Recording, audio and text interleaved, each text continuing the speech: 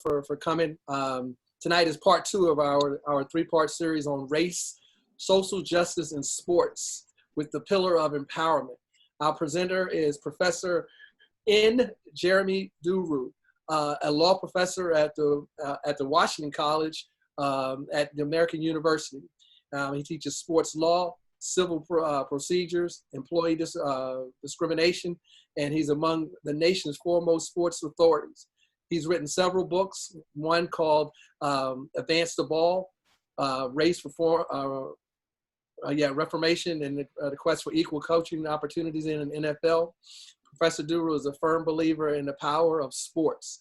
I sent out today to everyone his most recent podcast that he did with Celtic Lab, and you can glean from that, if you have a chance to listen to it, that this is a powerful person.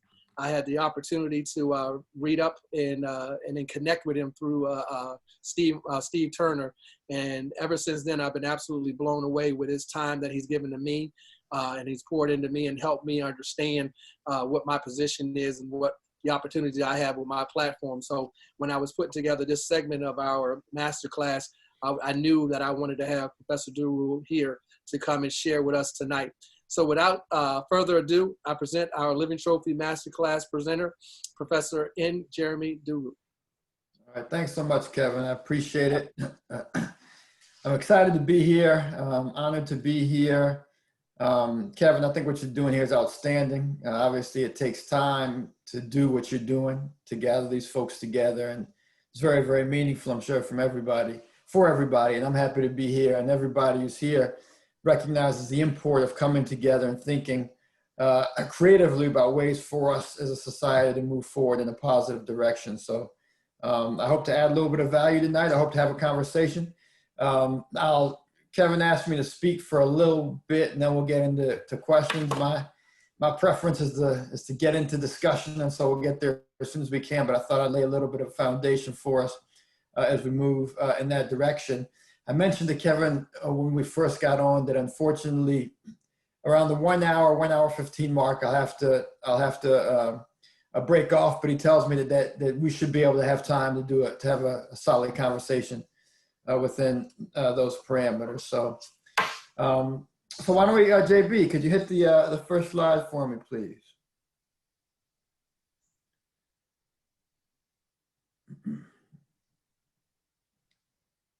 So basically, you all who are involved in sport already have a leg up on pretty much everybody else in terms of the ability to empower yourself and to empower others, to empower your community. And that is because there's one of my favorite quotes from the great Nelson Mandela: "Sport has the power to change the world." I believe strongly that's the case. Sport is not, not to take anything away from sound engineering or selling insurance or any number of other things that you might do. Developments in those realms, in fact, JB, let me echo what Sean said. If we could go to the slideshow. Now go back up to the top slide, but then go to slideshow. Click on slideshow right there in the middle. In the toolbar at the top there. Yeah, there you go. Click on that, and then play from current slide or play from start, either one. That should bring it up. It's not bringing it up. All right, we may have to go in this mode. JB, if you're able to figure that out, that'll be great. But if not, we'll just go like this.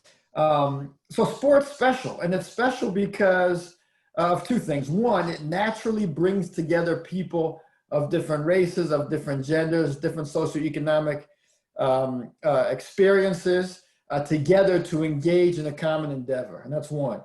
And the other thing is people love it. There we go. Thank you, JB. People love it. People love sport. And as a consequence of that, people watch sport and they follow sport. And as a consequence of that, as they follow the actual sporting activities, they have no choice but to take in what surrounds it, the atmospherics. And so if you're involved in sport, you have the opportunity to mold those atmospherics. Sometimes it's through active involvement in an activist effort, and sometimes it's just from being a sporting participant. Next slide, please, JB. So if we go back, this is the picture some of you may recognize. In the middle there, with the gold medal podium stand is Jesse Owens.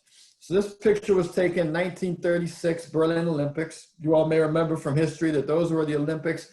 They were called Hitler's Olympics. Hitler put these Olympics on in order to prove to everybody that the Aryan supremacy theory was indeed not a myth, but was fact.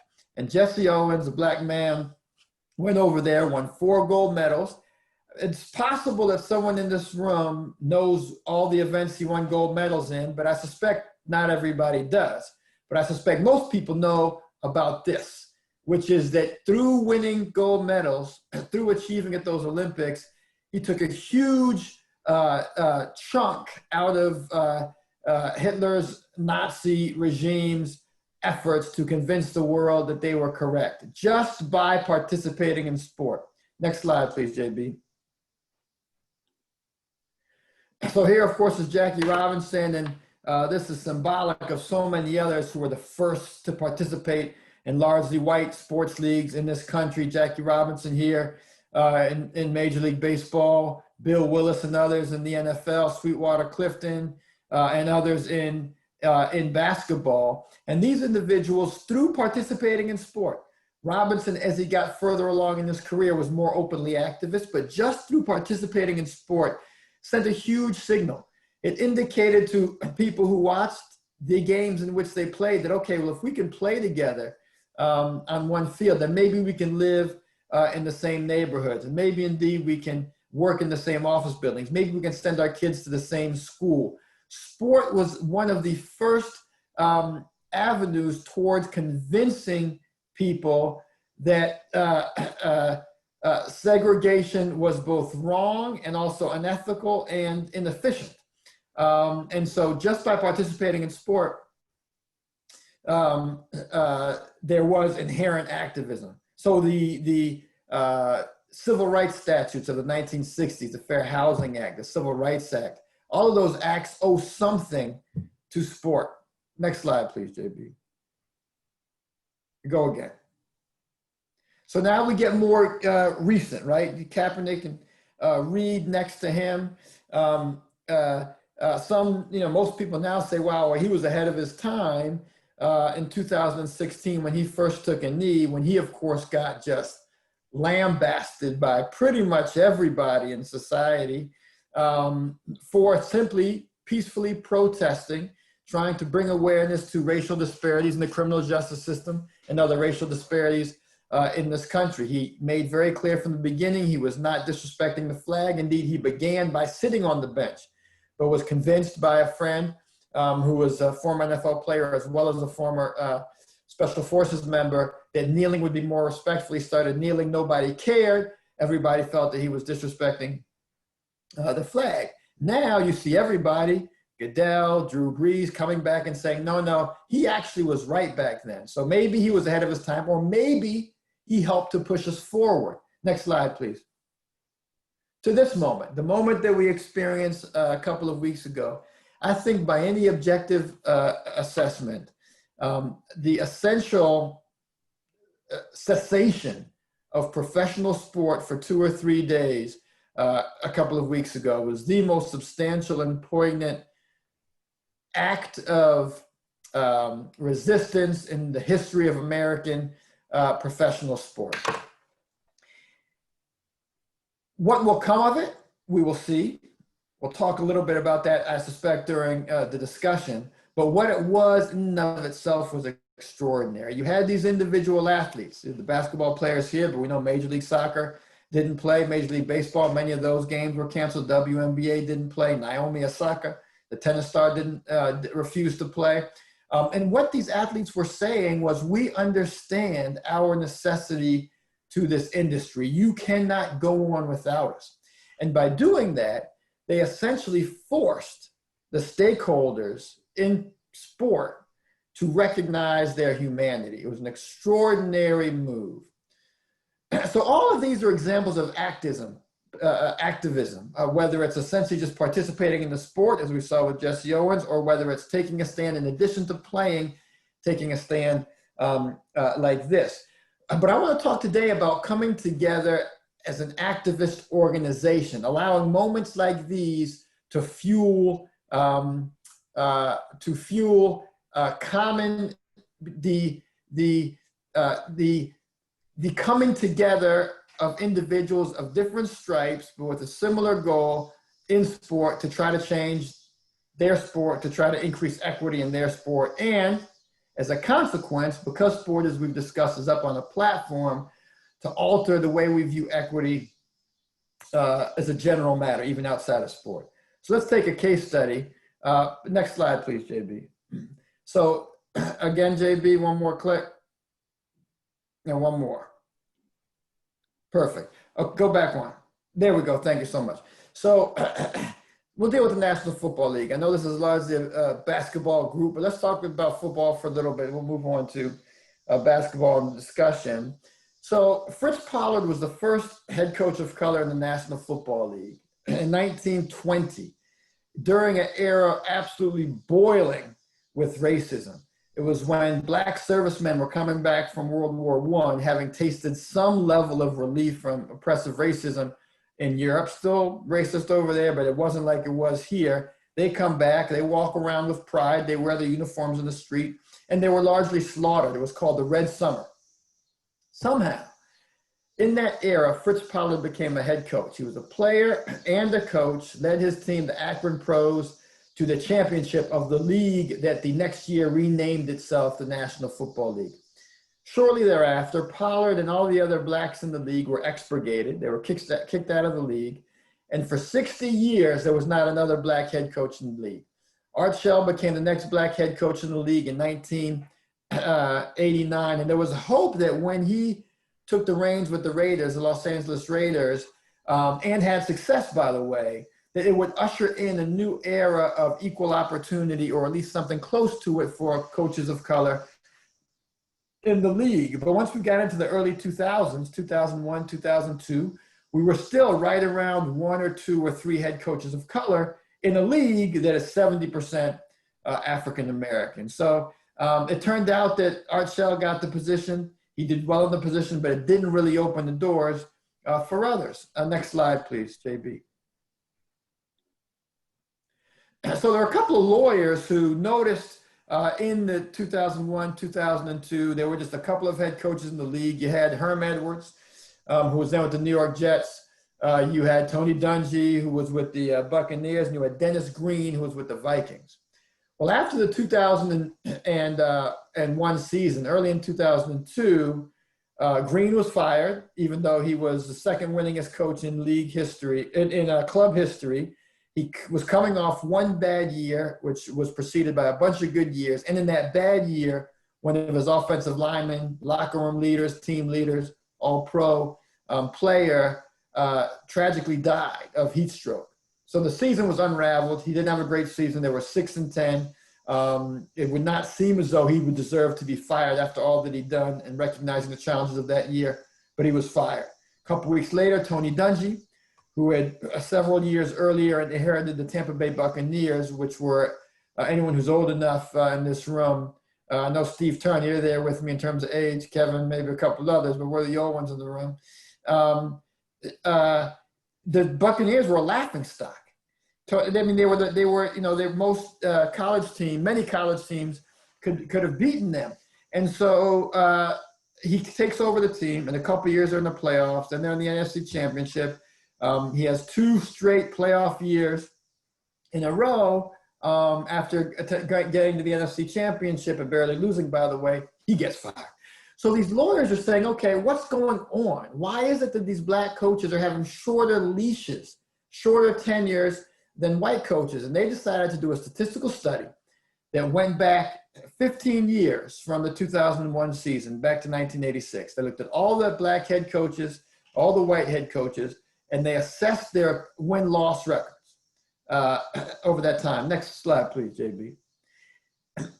And a couple more hits. 1, 2, one more. There we go. And they found, of course, the NFL season is 16 games. In a 16-game season, in the year the black coaches were hired, they won 2.7 more games than white coaches.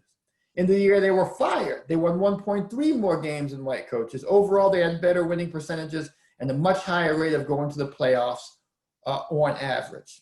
This is a statistical study that was produced by the University of Pennsylvania that these lawyers seized upon. Nobody really could debate the numbers. Now, it's important to note that the conclusion of the study, that's good, yeah, JB, that's good to be right there. The conclusion of the study was not that somehow black coaches are inherently better than white coaches. The conclusion of the study was that black coaches had been made to apprentice in assistant positions for so long that when they finally got the opportunity, they were simply better. Not innately better, better as a consequence of expertise and experience, hard-won experience that they earned while some of their contemporaries who were not of color got head coach jobs. So coming off of that study, some former NFL players, Kellen Winslow Sr., Hall of Fame with San Diego Chargers, Warren Moon, Hall of Fame quarterback, a couple others, John Wooten, a couple others got together and decided that we have to empower ourselves. If we are going to do something to challenge the status quo that existed for so long, we have to empower ourselves. And so at the Combine, which is when you all know the Combine, NFL, it happens in February, March, all the college players who are deemed draftable come and work out. And of course, everybody in the league is there. And so all the coaches, front office execs, and scouts of color were there. They came together, had a closed door meeting and said, we have to do something. Ultimately, what came out of that meeting was an organization called the Fritz Pollard Alliance. Took its name from Fritz Pollard, who we mentioned earlier. And this organization has served to empower coaches, executives, and scouts of color in the NFL since then. Next slide, please, JB. So it's a membership organization. They have gathered themselves. They pay dues. There's an executive director.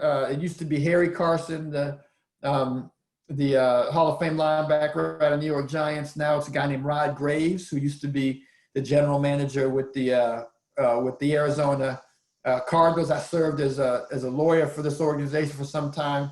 And so I know its inner workings pretty well and know that it's both its strengths and weaknesses. But it's a membership organization. It formed to advocate on behalf of the members. And one of its initiatives, we'll talk about a little bit, is something called the Rooney Rule, which you've likely heard of, which is this rule that if you are looking for a head coach or a general manager, you must interview one person of color for the job. Now it's been expanded this past spring to 2 people of color, and it's been expanded to offensive coordinator, defensive coordinator, and special teams coordinator. And these expansions have come essentially because the rule wasn't doing what it was supposed to do. Now we can feel good, bad, or indifferent about the rule, but the rule doesn't come to pass if you don't have a strong organization championing it. So in addition to advocating on behalf of members, the Fritz Pollard Alliance prepares a ready list. And every year, because they demanded it, they have a meeting with the league, Roger Goodell, Troy Vincent, some of the others, and set out who is ready in their view for head coaching positions, coordinator positions, club president positions, and GM positions. And therefore present the league with support when a club calls the league and says, hey, I know you've got this Rooney Rule, but there just aren't any African-American candidates out there who are ready. So I'm not going to interview one. Well, the league says, no, we've got this ready list. We know people who are ready. So it disarms that, that counterattack, so to speak, the clubs might have. Next slide, please, JB. So in addition to what I just described, the Fritz Pollard Alliance, and this is one of the most important pieces of the empowerment, in my view, engages in mentoring, systemic mentoring. So when in the NFL context, when a club is looking to hire a head coach and they bring in a head coach candidate, they almost always ask that head coach, okay, who's your staff? They want the potential head coach, the prospective head coach to say, who's your staff? And they want that prospective head coach to be able to say, okay, this guy is my offensive coordinator. This is my defensive coordinator. This is my special teams coordinator. Here's who I want on linebackers. Here's who I want to have on offensive line. So the Fritz Pollard Alliance helps prospective candidates to craft their staffs, to be prepared to respond to what the owners are looking for. And often, because of the alliance's experience with various clubs, they can say, oh, you mean the owner in Indianapolis? Yeah, he really likes this approach to an offense or this approach to a defense. You'll want to be prepared for this line of questioning. And that goes to the second point there, mock interviews. Mock interviews are conducted with the aspiring coaches. Softball questions, tough questions, role playing as if the interviewer is the owner versus the interviewer being the president, just trying to get the candidates in a place where they'll be as successful as possible. And then a post-interview assessment is also done. So after the interview is done, the Fritz Pollard Alliance talks to the candidate. Hey, how did the interview go? What did you think? Was there anything that stumped you? Are there things we can work on for your next interview if you don't get this job? In addition, the Alliance calls up, generally through relationships, it's relationship business, calls up somebody high up in the organization, sometimes the owner, sometimes the president or the GM, and says, hey, how did so-and-so do? What did you think of the interview? Was it something that, did this person spark your interest? If this person didn't seem like a fit for you, would you recommend them to another club? And so the Alliance is very involved in mentoring and trying to aggressively and assertively place these aspiring head coach candidates and head coach roles. Next slide, please, JB. So another thing that the Fritz Pollard Alliance does is they monitor the interview. So by talking to the interviewee, as I just described, and talking to the interviewer, they get a sense as to whether it really was a meaningful interview. If the interview is one that's a sham interview, then nobody's benefiting from that. Everybody's getting their time wasted, and it's an insult to the person who's being interviewed. And if it's a sham interview, it violates the rule. And at least if the NFL is actively enforcing the rule, it's a result in a punishment of at least a $500,000 fine. The league has, as we'll talk about later, in the last 4 years, in my view, really failed to enforce the rule properly, which has led to a backslide in coaches and GMs of color in the National Football League, and I think has led clubs to not take the rule as seriously and has really weakened the rule. Go back 1 second for me, if you could, JB. And so if it's the case that the Fritz Pollard Alliance concludes from its interview of the interviewee and the interviewer that there wasn't compliance, they report that to the league and call for an investigation. Next slide, please. So what's interesting about what I just described is it started with a need. There was clear disparity and arguably discrimination with respect to head coaches of color in the National Football League and those seeking to be head coaches of color in the National Football League. Those who are principally affected, the stakeholders, the coaches, the execs, the scouts, came together, empowered themselves, and formed an organization strengthened by that organization, went and demanded that a rule be instituted, and the NFL did institute the rule, and then put themselves in the position to be the watchdog group for the rule. They empowered themselves. And because they did it in sport, what they did has now transcended sport. Because other organizations, private organizations, public organizations, have seen that there's been this Rooney Rule concept and have adopted it. So I've got here a map of the United States, the state of Oregon. So the state of Oregon passed legislature, 2007, 2008, that says that if a club is, if a university, any of the 7 public universities is looking for a head coach in any sport or an athletic director, they must interview a person of color. Next slide, please, JB. And you see, back one, JB. There you go, thank you. I didn't mean next slide, I meant next push. I apologize for that.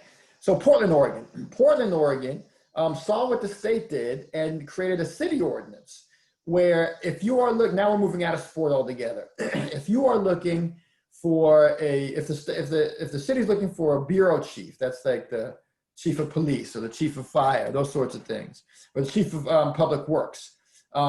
There is now something called the Charles Jordan Standard.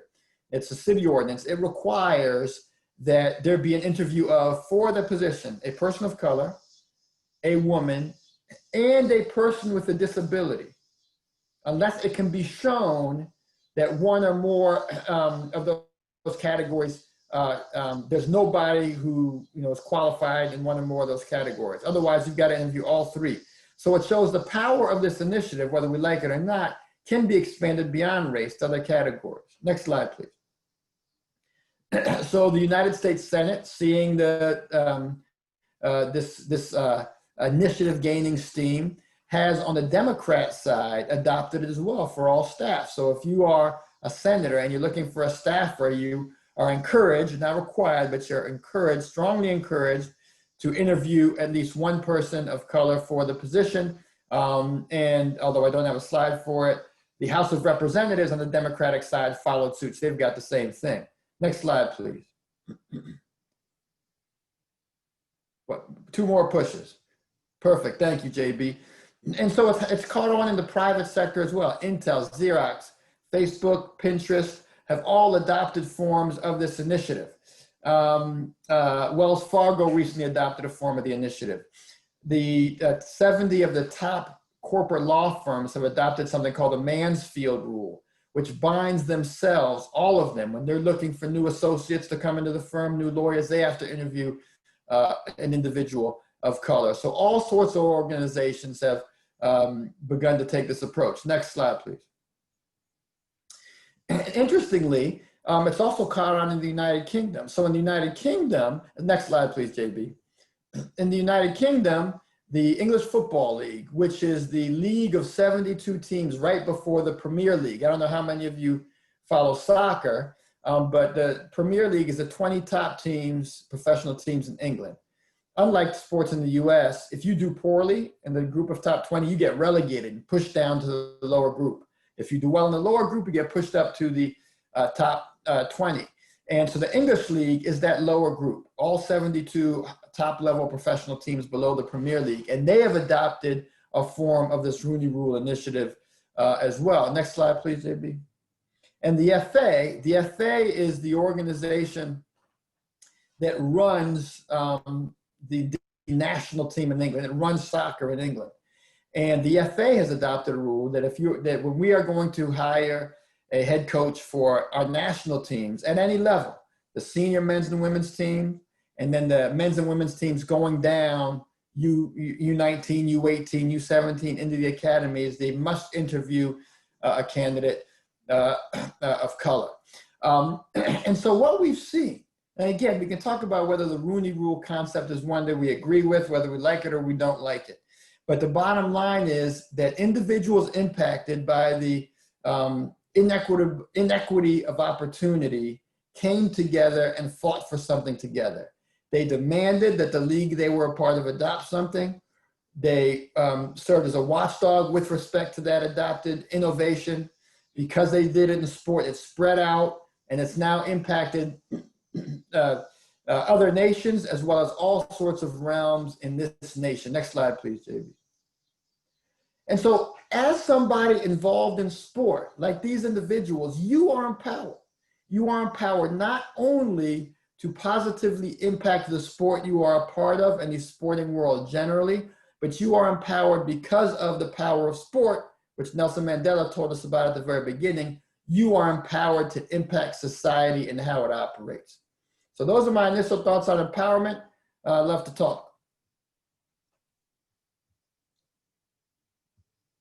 Now we're gonna open it up because we got a lot of questions. My phone has been been buzzing since you started this presentation. So we're gonna start off with first question. Remember when you introduce yourself and the institution that you're affiliated with, and go ahead and ask your question. Let's keep them kind of concise. Lamont Franklin. Professor, thank you for this. Obviously, great information you shared. Appreciate your time tonight.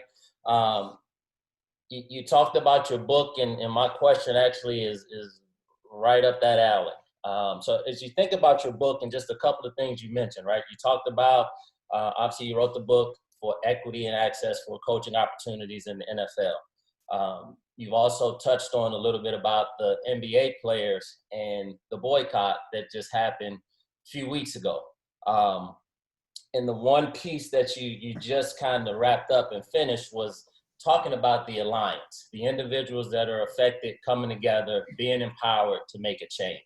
So given all of those thoughts, kind of bringing it all together, I wanted to get your take on one of the recent head coaching hires in the NBA, with Steve Nash being hired at the Brooklyn Nets. And I think what I'd like to kind of hear from you is, beyond just the fact of Steve Nash being a non-coach of color, being hired instead of some other coaches that have gained the experience, that have gone through the rigors of being an assistant coach, some even being former head coaches, maybe not so much looking at it through that lens, but looking at it through the lens of, here you have prominent players that are African-American who essentially signed off on that hire. And, you know, kind of leads to the point of the individuals that are impacted being able to be empowered to make a change. So just in the day and time that we sit, would love to get your thoughts on that. Sure. What a great question, Mon. Thanks for asking. So, yeah, I assume that Steve Nash hire will come up. It's an interesting one because, as far as I can tell, you know, I know the NBA community a little bit. Some of you probably know it better than I do. But as far as I can tell, people tend to love Steve Nash. They seem to like him as a person, as well as a player, and a philanthropist as well. And so I think it makes it a little harder. I think that it would be easier for people in the community of color to express outrage if Nash was, by all accounts, a jerk. But in fact, people tend to like him. You know, at least he acknowledged that he skipped the line. I saw he said, I skipped the line. And he acknowledged that. Now, he said he skipped the line because, you know, for 20 years, he was, you know, a point guard and a very effective one. And I think that is part of it. I think that's part of it. But without question, it would seem as though race would be a part of it as well. And there are people who have been in that line toiling for a long time. A good friend of mine, David Vanderpool, Steve, and I went to high school with him. Steve played with him, I believe. You know, he's been in the system for a long time. I mean, he's credited with those two guards out there in Portland. He's credited with basically bringing those guys to the level where they are. Now he's in Minnesota. He's doing the same for Wiggins. I mean, he's known to be an extraordinary coach, and he's had a bunch of head coaching opportunities, and he hasn't gotten them. And he's just one example. And so it's tough. I think it's got to be demoralizing for those who have been in the line, not to have an opportunity at such a nice job, and to see someone who's not been in the line take the opportunity. Now, you mentioned players signed off on it. I suspect that's the case. You know, you have some stars up there in Brooklyn who I doubt they would go get a head coach. We know they wouldn't go get a head coach without talking to those guys. And so, indeed, you know, I think they had they probably had the power to send things in a different direction. They chose not to use it. And it may be that in their particular circumstances, their view was, honestly, Steve Nash is going to be the best for our careers and for our club. I can't get into the minds of KD or Kyrie. I don't know them. I can't get into the minds. I believe that they would have had a meaningful and intellectually honest view that this guy would be a good coach for them. But whatever the case is, their signing off on it meant that someone skipped the line, and other guys and women have to toil along. And one thing we learned from an NFL study is that is not a rare occurrence. There are many head coaches in many leagues who are white, who, were they not white, they probably wouldn't have gotten the job. I think that's fair to say. Thank you. Next question, Cliff Warren.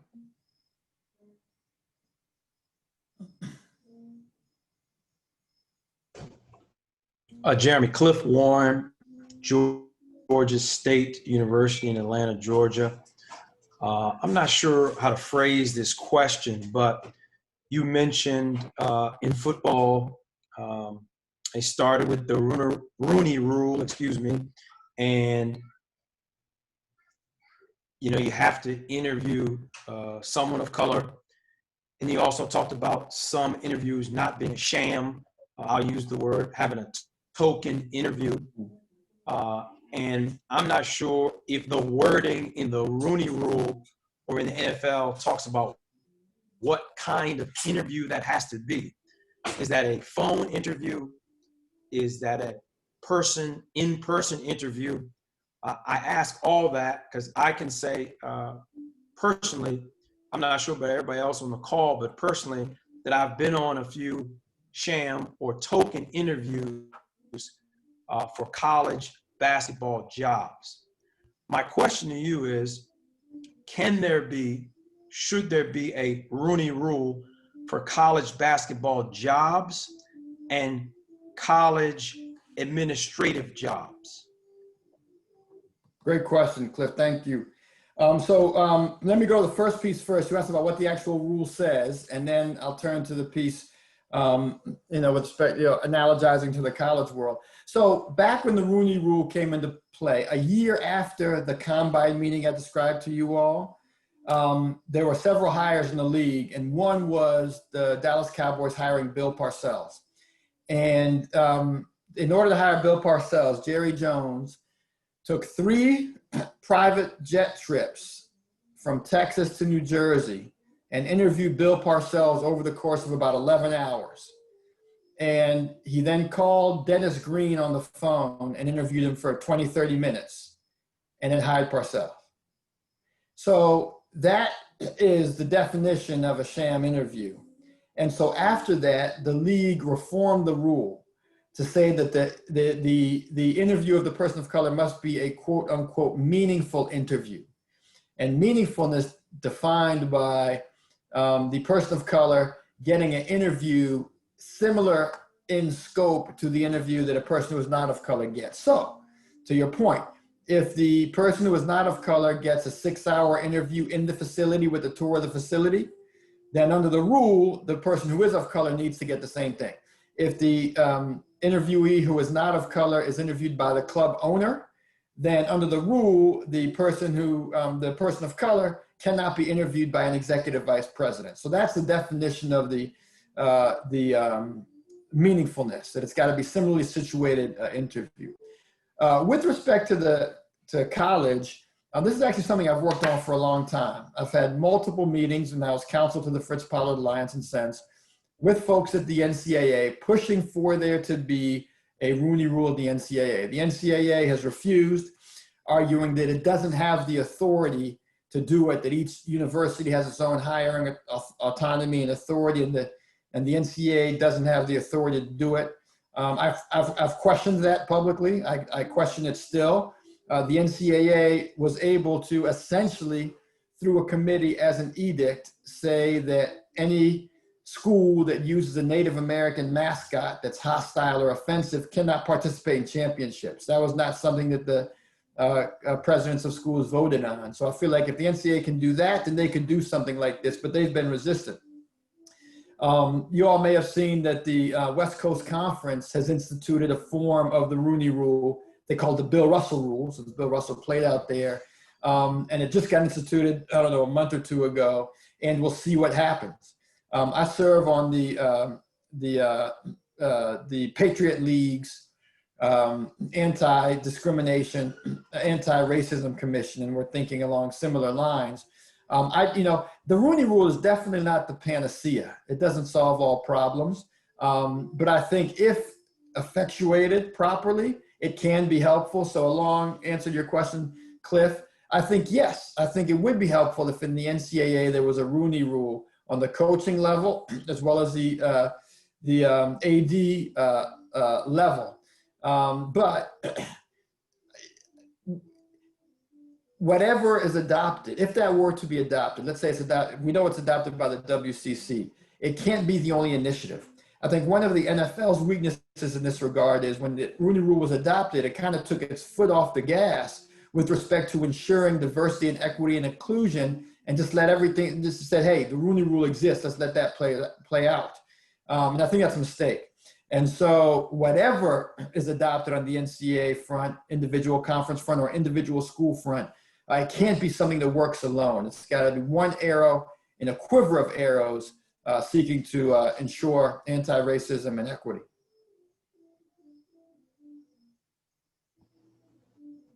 All right. Next question, Jonathan Mitchell. Good evening, Jeremy. This is Jonathan Mitchell, assistant men's basketball coach at Stetson University. Good evening. Good evening. You touched on Colin Kaepernick being ahead of his time and how he transcended into greater acceptance in his decision to kneel, and either players, coaches kneeling during the anthems and boycotting across various sports organizations. If you had to speculate, do you think this would have occurred during the Olympics or next year's 2021 Olympics? You know, that's a great question. I mean, I think with what happened, it sent a signal, and a strong one, to the stakeholders in the sports industry that we as athletes have power, and we're going to utilize that power, or at least we're willing to utilize that power. Something, if I can say one other thing, Jonathan, before I get to your question about the Olympics, something else happened this summer that, in my view, is similarly profound to the player Wildcat strike. And that is that after decades of refusing to change the name of the club down here in Washington, the NFL club, they changed it. I mean, Snyder had said, I'm never changing this name. Capital letters, you can quote me. He said everybody, I'm never going to change this name. But for decades, people have challenged it in courts, grassroots protesters, as a racist name. I believe it is. I've not used that name since I was, in high school and maybe in college. But it was not changing until FedEx and some other sponsors said, no, we think that's a problem too. And 2 weeks after that, Dan Snyder changed the name. And so we're seeing, going back to where you were, Jonathan, that athlete power, particularly if it can be leveraged into economic power, is going to have something to say going forward in all of sport. So I wouldn't be surprised if there were further similar protests and Wildcat strikes. In fact, we sadly, we're in a situation where at any point in the society, we can have a reoccurrence of what we've seen time and time again. Ahmaud Arbery, Breonna Taylor, George Floyd, Jacob Blake more recently, Trayvon Martin further in the past. We can go on. So if it's the case that there's another killing of an unarmed Black person by police, we may see it, putting Olympics to the side, we may see it in the NBA finals. We may see it before the NBA season's out. We may see it during the NFL season. Now that that people have recognized the power, athletes have recognized the power, I can see them using it. With respect to the Olympics, the interesting piece there is they actually have a rule against any, I think it's Rule 50, I can't remember, against any political expression at the Olympics. And the penalties for engaging as such are quite draconian. And so I think before we see that in the 2021 Olympics, we'll see a movement to eviscerate the rule. And that is something I think is likely. Whether it'll be eviscerated or not, I don't know, but the movement to eviscerate it, I suspect strongly will take place between now and things launching in Japan next summer, hopefully, if we can get through this COVID mess. Thanks, I appreciate it. Thank you. Next question, JT. Thank you, Kevin. This is John Thompson, head basketball coach at North Carolina Wesleyan College. And I want to go back to Lamont and to Cliff's questions kind of in combination. I definitely, we all recognize that Steve Nash jumped the line. He acknowledged it. I certainly think in the NBA, there's precedent for that with a number of guys, Bird and Rivers and others. Was Jason the Kidd spotlight is on this. I was trying to remember, was Jason Kidd straight into the position too? Yes. Yeah, okay. Yeah. So, I think the reality of, particularly of the one, but get that opportunity, and is it fair? Guys who have been grown for 15 or 20 years, no. But when you're an MVP, you're a 20-year vet, you're an all-star, some of those guys get preferential treatment. You know, a good friend of probably many of us on this call, Jeff Capel, when he became the head coach at VCU, I think he had a year and a half of college coaching experience. And there were a lot of coaches, both Caucasian and of he's on the line. But he certainly proved worthy and did a tremendous job and continues to do it. So there are examples of that. I think the spotlight is magnified because of the time that we're in on the particular hire of Steve Nash. But that, I want to circle that back to Cliff's question and then your comment that the room. I think the reality is, when you're in person, whether somebody, you know, goes fly 3 times to see them win, it can still be a sham. I didn't catch all of it. John, you were breaking up there toward the end. Did anybody catch the end of that, or maybe you can repeat it? I think you were breaking up there. Did we just lose them altogether? I think we might have. I think so. Okay. Maybe you go to the next question, Kevin, and when you come back on one, we can try to reprise. Absolutely. Next question, Jeremy McFarland. Professor Duru, definitely appreciate, you know, your time, and this has been very educational for me. I probably will have tons of other questions after this, but I'll start. I'll just have one for right now. You know, in speaking and dealing with our youth, all of us as coaches, you know, are hugely invested. And one of the things that I've, you know, come across is that our youth are very energetic. And right now, in terms of the things that they are doing and are willing to do, you know, in order to see systematic change is strong. Being at American University and being in the university environment as a whole, you've seen and dealt with a very highlighted racial incidences, and us in terms of being in sports, you see a locker room is very tight, like you said, in one way. But then when you look at the hiring practices outside, it's so different in terms of the hiring practice to everyone else in the university. Can you just talk a little bit about, you know, that upswell and how that empowerment will come together in terms of us being able to get past that implicit bias? Sure, and you know, I'm glad, you know, we've talked principally about the professional ranks, but without question, you know, there's activism among college athletes as well, and it can be for various purposes. So it can be activist athletes can come together and demand that there be more representation of people of color among coaches and in the athletic department. It can also come more broadly. So we've talked a lot this summer, I don't mean just on this call, but our whole nation, about the activism of these professional athletes.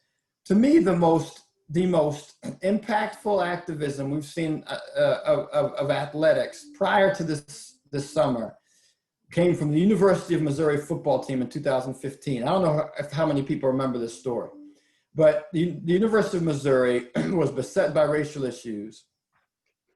The few football players felt like the president of the university was not responding to the issues. They decided they would not play that weekend's game unless the university president stepped down. This is the university president now of a major university, statewide university, University of Missouri, Columbia. It became clear, they were playing BYU that weekend, and it became clear that if that team did not play that game, University of Missouri would lose $1 million minimum. and the president resigned within 3 days. And for student athletes, we're not talking about professional athletes who have already had the opportunity to play in the pros, have perhaps made a little bit of coin. We're talking about student athletes who are very much in a position where they're not yet where they want to be career-wise, where there's a great deal of fragility with respect to their positions on their teams. They had the strength, the courage to come together and demand what they felt was needed. And that to me was extraordinary. And so when you've got that sort of student athlete willingness to come together, activism, you can trigger any number of positive consequences, one of which can be greater diversity in the athletic department. And I wouldn't be surprised if after seeing what happened this summer, and incidentally this summer there were a few extraordinarily brave student athletes, as Marvin Wilson, defensive lineman down there at Florida State, and a kid at Oklahoma who stood up to their coaches. If you're in a situation where you've got these folks willing to do those sorts of things before we saw the huge walkout, I think the possibility of student athletes coming together and acting in a way to strengthen their communities and diversify their communities is a real possibility. And I think that will benefit hiring equity at various institutions. All right, next question, Charnel. Thanks, Coach. It's Charnay Zoll-Norman, assistant women's basketball coach here at University of Rhode Island. Thanks for being on tonight. We really appreciate it, learning a lot. Absolutely. So in the current fight for social justice, it seems we appear to have, a bunch of marches, coaches and players speaking out via social media, even their team's social media, and putting some financial resources to fight these injustices. But we have little to zero change, realistic change, beyond having these tough conversations. What do you feel will truly move anything towards justice beyond the news cycles or our social media platforms? Great question, Charnay. I mean, I think there are a few things. I mean, first of all, it's the demand that once you do act, that something comes from it, that there be a response from the institution, whether it's a collegiate institution or a professional institution. But I talked about Marvin Wilson earlier. We'll talk about him again. So he was upset because his head coach, this is just after the George Floyd killing, and his head coach came out and said in the press, I talked to all of my players, have been able to share their concerns with me. We've had great dialogue. And Marvin Wilson came out on Twitter and said, that's a lie. He didn't talk to all his players. And it turns out what he did was he sent like a blanket text or email to all the players. And so Marvin Wilson said, that's a lie. I'm not standing for it. Confronted the coach publicly. The coach immediately acknowledged that he was wrong, stepped back, apologized. And then I think to your point, Charnay, that's not where it ended. Team had a meeting following that with the coach. The AD, I think, was there as well. And they produced a 3-prong action approach. One, to make sure that every athlete who was eligible to vote, and everyone who was eligible and who was not registered, register to vote, and that they have the election Tuesday off from all football activities to vote, and that a voting drive be held in Tallahassee that's sponsored by the university. 1. 2, money was put aside for individuals, not sport-related, scholarship money for individuals from the Tallahassee area to attend Florida State University. And 3, programs were created, or it was guaranteed that programs would be created, hopefully there's been follow-through, for under-resourced Tallahassee youth of color through Florida State. So there was a symbolic moment, but then we saw action following it. But the question really then, I think, Charnay, is the question, what action is there after that? We can't stop now. What we have right now is a moment, and I'm sure you've heard it in sound bites from various people who are saying, well, this moment has to become a movement. It can't just be something that peters out after a month or two. And for that to be the case, Charnay, that's where I think the dollars have to come into play. I think that the student athletes, professional athletes have to leverage their power to ensure that this becomes a movement, that there's consistent systemic commitment. Just as systemic racism plagues us all, there's got to be systemic anti-racism. And so through leveraging university wallets, through leveraging sponsors, through leveraging endorsers, through leveraging apparel makers that universities contracted with, we've got to find a way to keep the momentum going and to systematize anti-racism going forward. Thank you very much. Thank you. Next question, Caitlin. Hey, Mr. Jeremy. My name is Caitlin Benedict. I'm here in Atlanta at Holy Innocents on the men's side of basketball. I just want to know, why are the hiring practices for minorities and women so far behind when it comes to major sports and colleges? Like, we've seen a push in women's athletics for more women to be put in a place of leadership and head coaching jobs and stuff like that. We just saw Duke hire the lady that was, I forget her name, but the lady that was coaching in Boston. But why is it Kara so far Lawson? behind? Was it Kara Lawson? Yes, sir, Kara Lawson. Caitlin, it's a great, it really is the question. And I think the answer is that, sadly, we are a systemic, we live in a systemically racist society and a systemically patriarchal society. And I think that infects and impacts all of society and sports no less. And so, there still exist sentiments that Black people aren't smart enough and aren't good enough leaders to be heads of anything. People aren't going to articulate it, but it still exists. I don't know if any of you have taken the implicit association tests that Harvard University has, but at some point Google IAT Harvard University, you can go, you take a test, and it flashes different color faces and different words, and gets your implicit associations with what is good and what is bad, what is smart and what is dumb.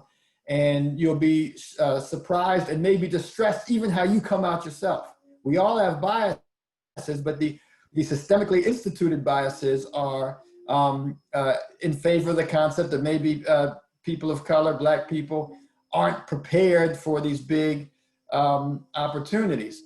And similarly, there's a sense that women, among some people, that women shouldn't be involved in sport at all, Caitlin, to say nothing of a leadership role.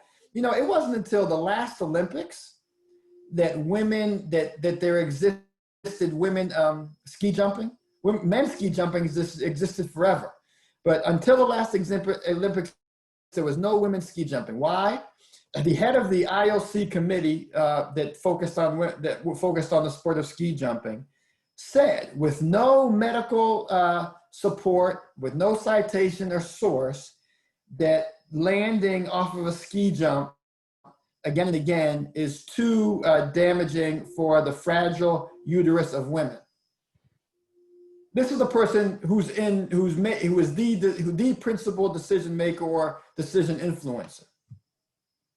So when you've got that sort of perspective in the decision-making room, Caitlin, you can imagine not only is ski jumping going to follow, is going to suffer disparity and discrimination against women, but other sport, and certainly areas where women are in a position to potentially lead men, there's tremendous resistance. In women's sport, both on the professional and the collegiate level, there are a great number of male coaches. On men's sport, the number of women coaches, you probably count them, on one hand or maybe two. And we've never seen one in the professional ranks of any major league in this country, except for Becky Hammond, who I think had the Spurs Summer League squad, but not the full squad. So, Caitlin, we're fighting an uphill battle. We're facing headwinds. We're living in a society that's based on certain ideology, And part of our job, all of us, I would argue on this call, is to unravel that and to debunk that such that there truly can be something close to a level playing field for people of color and women in sport. Thank you. We got a couple more minutes here, a couple more questions because we want to be respectful of your time, Dr. Duru, Professor Duru. Next question, Sean J. Hi, Professor Duru. Sean J. Chandran, again with Crossover Academy. Most of our work's focused in India on impacting gender equity and education rates. The question I have, I mean, I have 1,000, but the one that comes to mind is, how do you see performative tokenism or actions that are usually highlighted in movies such as like $1 Million Arm and Remember the Titans that kind of simplify the struggle and the change? Even like Glory Road, like it makes it always look this very transactional, heroic situation. And how does that derail movements towards systemic and long-term change? As it gives, for me, the impression that, hey, if this, it's the one-off situation should be the norm versus how do we create more of a norm? Or am I totally off on that concept? No, I agree with you, Sean. It's definitely is an issue, and in a couple of ways. One is the way in which you describe, where you see this one victorious circumstance, and if one does not think critically or analyze critically, one could easily view that as not just a token, not a token, but rather the norm. So that's one problem. The other problem, when you spoke about Glory Road and $1 Million Arm, a lot of these films are also very, very sanitized. So the extent of the racism that really existed, you see it in snippets, vignettes, but you don't really see it the way it existed. I actually wrote a paper. I don't know how many of you seen Friday Night Lights, the movie about Texas football. Then there was a show. The show, by the way, the movie was much better than the show, in my own view. But the book was much better than the movie. So the book Friday Night Lights was by Buzz Bissinger, was an extraordinary book, and it dealt in depth with the racial tension on that team and in that town of Odessa, Texas. And, there's a scene in the book where these parents are next to the field describing the star running back Boobie Miles as a horse. And when he got injured, just like any other horse, you put him down. We don't need him anymore. You just shoot him. That was discussion in the book. Well, you don't see that in the movie. That's sanitized out of the movie, and many other things are as well. So those sorts of the messages we receive from those sorts of films can be damaging. On the one side, they can be inspiring because you can see, okay, someone did it, and it's based loosely on reality, but generally the full fight isn't shown there. And so they can present something that just really isn't real, which can be damaging to the person who says, oh, wait a second, I thought that it was that way. Why am I facing such an obstacle? So I find documentaries when it comes to sport, they tend to be more helpful. Appreciate it. Thank you. Yeah. Next question, Trey Brumell. Thanks, Coach. This is Trey Brumell of VCU. Professor, thank you for your time. I know it's short, but I appreciate giving me an opportunity to be on this call with you today. My question, it revolves around the systemic issues that we're working towards. So Kareem Abdul-Jabbar talked about systemic racism being really subtle, like dust in the air. How do we make these systemic practices more noticeable for society to see, to notice, and then eventually root out? That's my main question. Then if you could just touch on how people in society who aren't in power positions, decision-making positions, make the lives for coaches, administrators, professionals more equitable in sport, I would appreciate it. Thank you. Sure. Do me a favor, Trey. Like the first part of your question,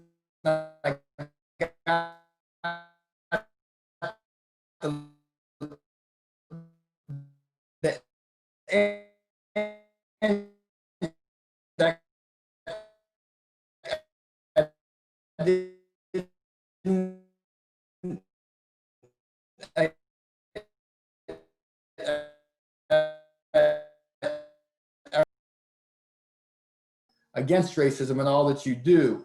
And I think that by re-examining the foundations of our institutions and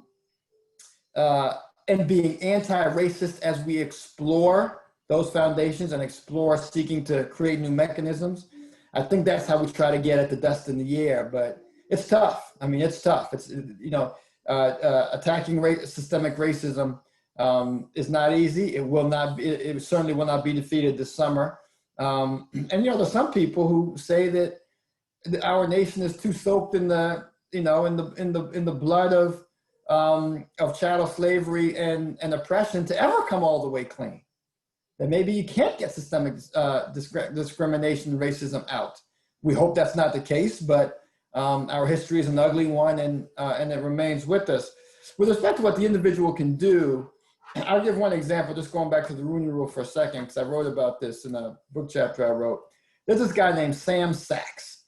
Sam Sachs was a student and then someone who worked at Nordstrom's at, I think it's Western Oregon, wherever Jerry Glanville ended up being a head coach when he went back to college. I think it was Western Oregon. Anyway, Sam Sachs had just graduated. He worked at Nordstrom's, but he was interested in this Rooney Rule concept that the state of Oregon had implemented, which I told you about with those slides. And they hired Jerry Glanville shortly after the Oregon legislation came into place. And he went to the press conference, just a regular guy. He went to the press conference. He stood in the very back. And Glanville's taking questions, and he sticks his hand up, and he's not called on, just keeps sticking it up. And finally, Glanville mistakes him, I guess, for a member of the press and calls on him. And this guy, Sam Sachs, says, "Hi, I'm Sam Sachs. I'm an alum of the institution. Are you aware that Oregon just passed this legislation and that you were hired as a new head coach? Do you know if there are any candidates of color interviewed before you were hired?" Brought the whole the whole place came to a standstill. This is just a guy off the street. He worked at Nordstrom's. Okay, he had nothing to do with the athletic program there. He went to school there, but that was it. He came in, and the consequence of that was an inquiry into whether indeed the university had done what it was supposed to do under the legislation. So I think we all have to recognize that, you know, some people are in stronger positions, greater positions of power than others. But all of us have something to say, and we need to work to try to find opportunities to say it. And let me add to that, Trey, it's harder certainly when you're alone, but if you come together with 2 and 5 and 10 and 20 and 50 and 100 and 150 people, now it's a different story. Now you've got a collective voice, and it can be a powerful one. Next question, Justin Cardoza.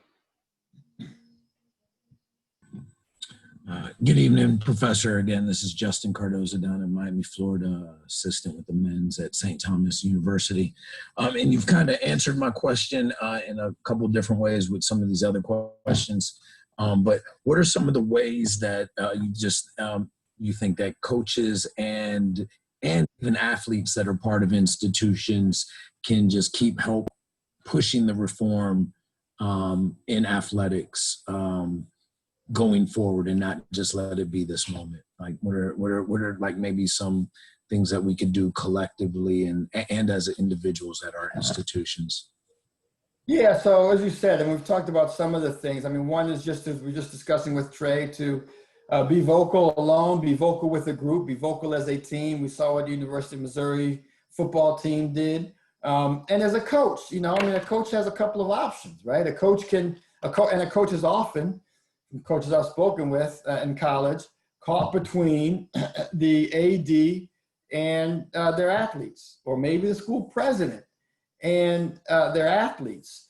And I think there comes a point in all of our, you know, lives where we have to make a decision. Well, where are we going to plant our flag on this? You know, are our athletes saying something and they need us to be involved in that something, or it won't go anywhere?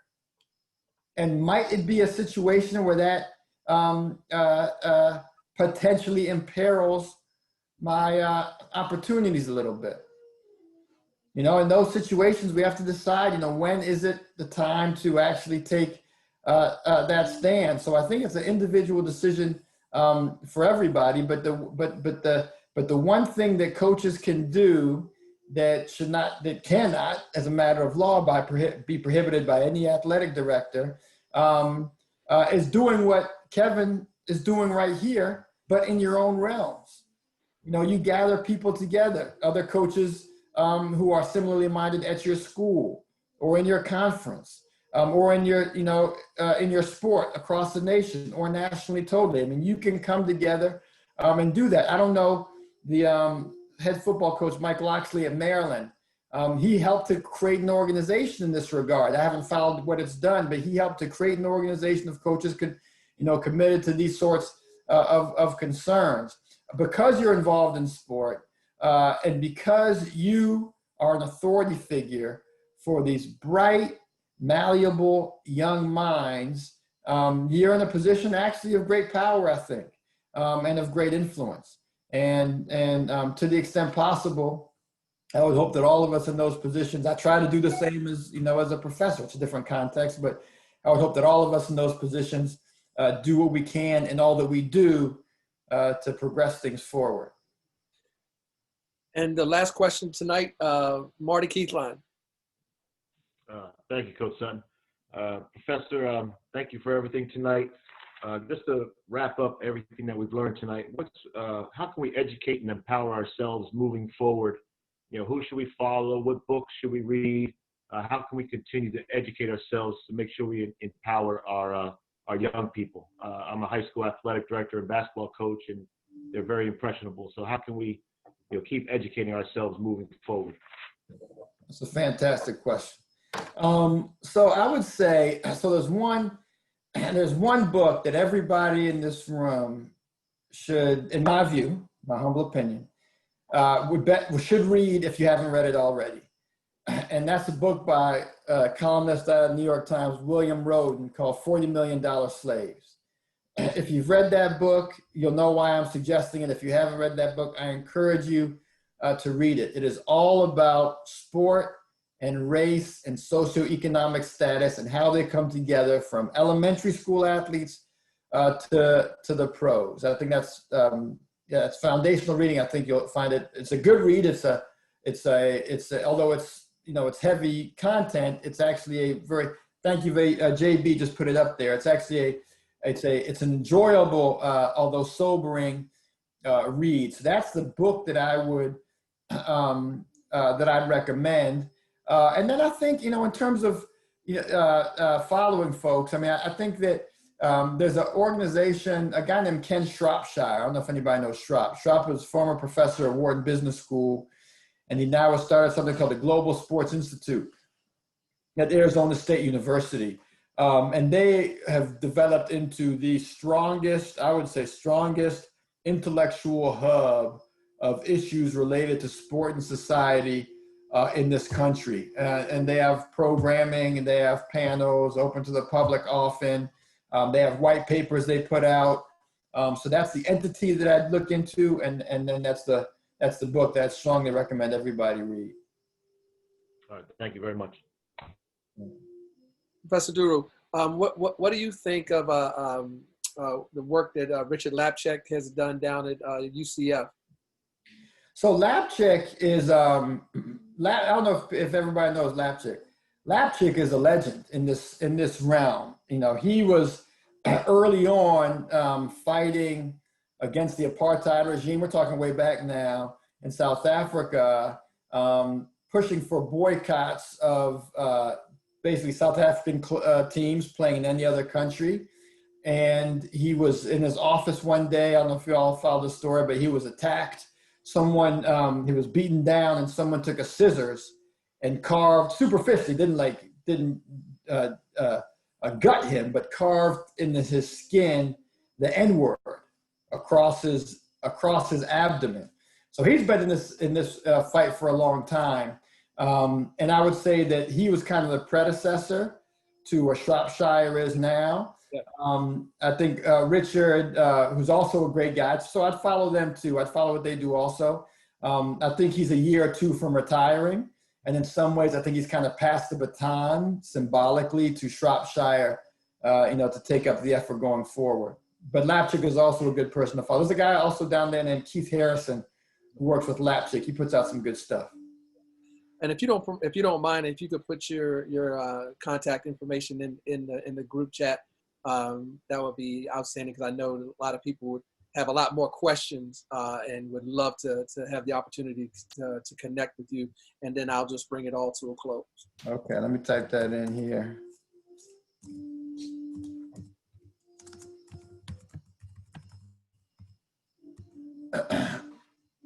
That's my email and my text.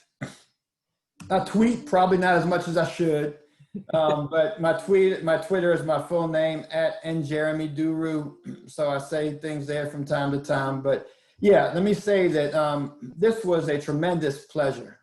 A tremendous pleasure. The questions were great. The conversation's great. I'm inspired, Kevin, that you've been able to get this group together and keep this group together and essentially have a curriculum for them week by week. I just think it's outstanding. So it was an honor and a pleasure to be here.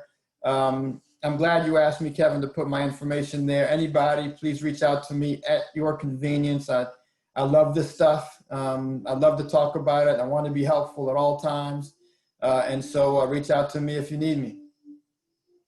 Well, it is our pleasure to have you. And I'm going to say this to everybody. He does respond. So when you reach out to him, he will respond to you, and he will give you his undivided attention in your time. So I am challenging all of you, part of the Living Trophies Master Zoom class, to reach out to Professor Duru and pick his brain, because he is a giver. He's one of those people that will take the time to answer any question that you have. But you got to earn the right to ask the question. And I told him about our group, and I told him how fantastic you guys are, and the questions that you were asked will be very, very insightful. And then I sent him a lot of the questions. And tonight you didn't disappoint. You did what you always do. You asked great questions. The conversation was fantastic.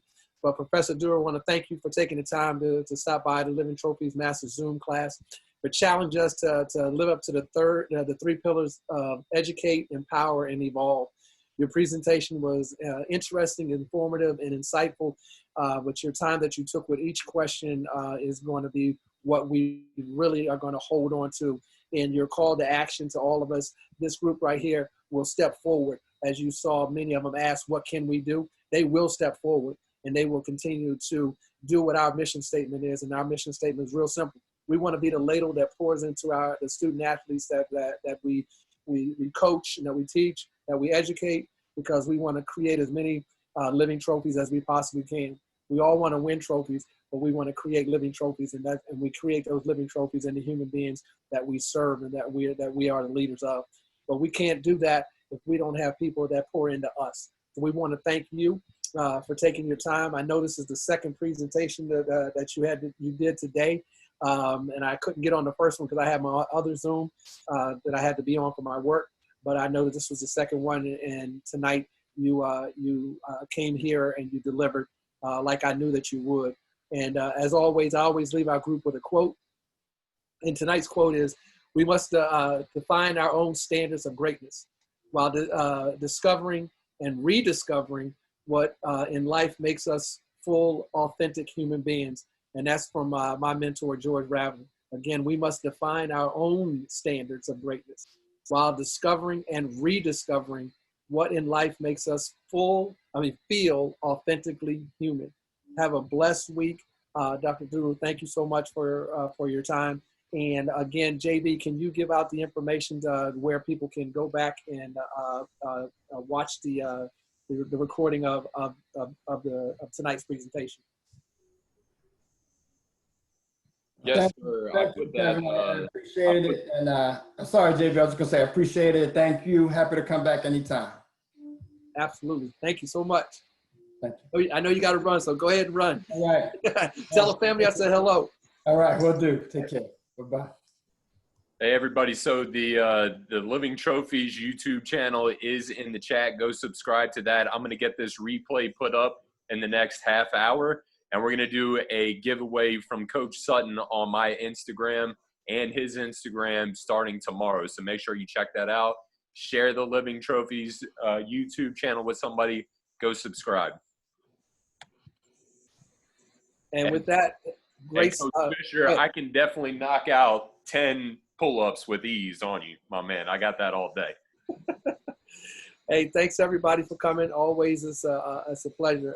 Next week, we're going to have the third installment. We're going to have Dr. Emmett Gill from the University of Texas, and he's going to be another powerful speaker and presenter that's going to pour into us. And then the last week of September, we're going to finish off with a student athlete panel. We're going to have Jelani Williams, Kyle Williams' son, who's at Pennsylvania, University of UPenn. And then we're going to have Bryce Golden from Butler. And we're going to have Nick Sherrod from the University of Richmond. And they're going to talk about what they're doing as student athletes. And it's going to be a fantastic way to finish off the month of September on this piece of race, social justice, and sports. But I can't do what I do without the group that you guys are. So I really, really appreciate it. Have a blessed weekend until we get together again. All right? Take care.